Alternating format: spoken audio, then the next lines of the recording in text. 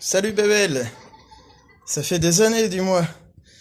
Oui, j'enregistre cette vidéo pour en fait te présenter un bouquin que j'ai écrit, que j'ai envie d'intituler À la recherche du sens de la vie. Donc c'est un bouquin de développement personnel, hein, et bon, qui a pour but d'aider les gens à trouver un sens à leur vie. Donc en fait, il a un but qui est de se sortir de crises existentielles.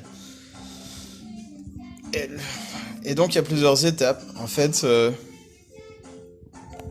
la première étape, c'est de sortir de ce contexte existentialiste, hein, de ce contexte cognitif existentialiste. En fait, on va opérer des transformations cognitivo-comportementales.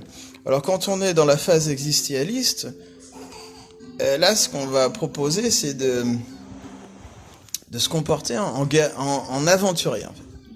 On va se comporter en aventurier et ne pas avoir peur des dangers, ne pas avoir peur de se sortir de sa zone de confort pour aller à l'assaut du monde et espérer y trouver le sens de la vie.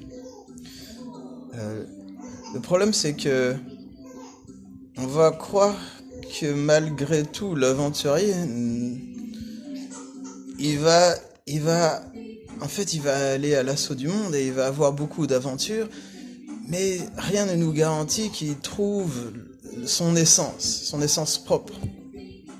Et en fait, donc ça c'était la première phase, mais l'idée c'est qu'on va changer de phase, on va opérer une transformation cognitive et psychophilosophique du coup, et passer de l'existentialisme au romantisme. Et donc finalement on fait aussi un voyage dans le temps, parce que bon, l'existentialisme, alors déjà c'est vieux du siècle précédent, mais là on va 200 ans en arrière du coup, au 19e siècle, le siècle du romantisme.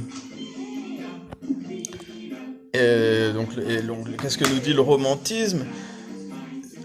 C'est les émotions, c'est la nature, c'est l'harmonie, la vérité, la liberté aussi. Il y a un changement de notre rapport à la liberté. En fait, quand on était existentialiste, on était libre de faire ce qu'on veut, en fait.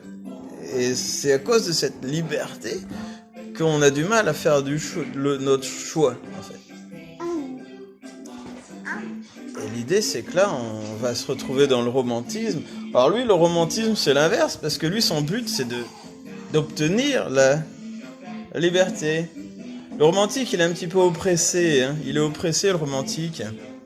Et donc, pour se sortir de cette oppression, son but, ça va être d'obtenir la liberté.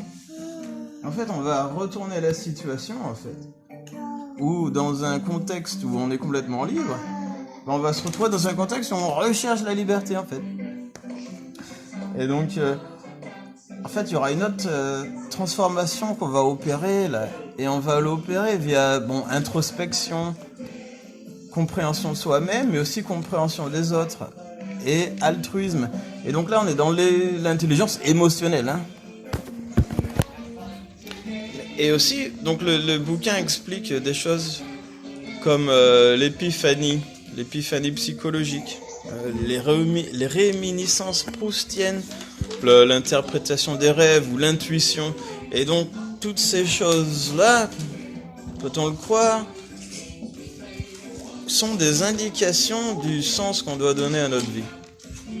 Et en fait, et après la dernière partie, c'est d'atteindre notre objectif, hein, parce qu'on peut se donner un sens à notre vie, mais un sens, en fait, finalement, le mot sens a plusieurs significations, mais une des significations du mot sens, c'est la direction, en fait. Donc, une fois qu'on a trouvé le sens, la raison de notre mission sur Terre, en fait, il faut l'accomplir. Et donc, on va l'accomplir en tant que guerrier. De la philosophie des Lumières. La philosophie des Lumières. Donc là, on retourne encore 100 ans en arrière. Et c'est vrai que là, c'est le combat, en fait. C'est la métaphore du combat, la philosophie des Lumières. Du combat